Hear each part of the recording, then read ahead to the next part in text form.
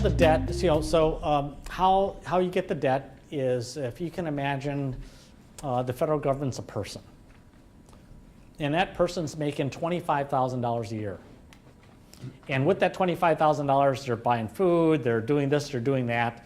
And, but that federal government now, even though it earns $25,000 a year in their salary, they're spending $35,000 a year in all this other stuff.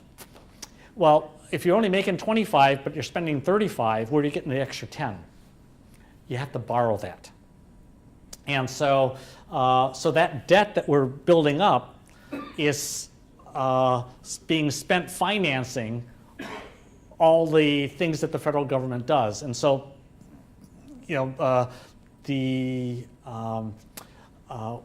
our country is having a larger debate now as the debt gets bigger.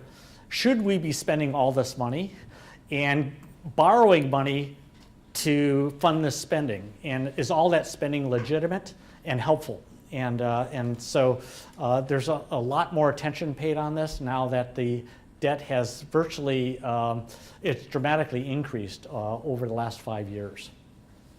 And how the printing relates to all that? I mean, can they, instead of borrowing, they just can keep just cranking the thing and dripping $100? Yeah, but so if they keep on cranking it out, then you're going to have inflation. But what's happening now is all the money that they're cranking out is not exactly the accurate perception, right? So what the Federal Reserve is doing through quantitative easing is to say, how can we get the economy moving again? We can get the economy moving again by making money cheap and plentiful so that people who want to borrow it to build a new factory can do so easily. And so, but how do we do that? So what they end up going is going to a big bank that holds a lot of government bonds and said, we're going to buy that bond from you.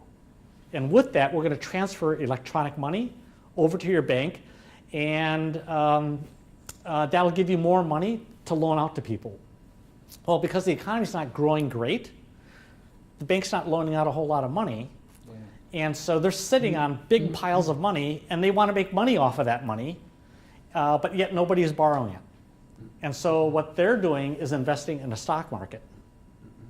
And that's why the stock market is going up and very dependent on all this quantitative easing, which is why anytime the Fed says, we might cut back, everybody goes, oh, no, don't cut back. We're making so much money on it. We don't want to lose money. And but that's not the right, that's not what the Federal Reserve wanted out of all this.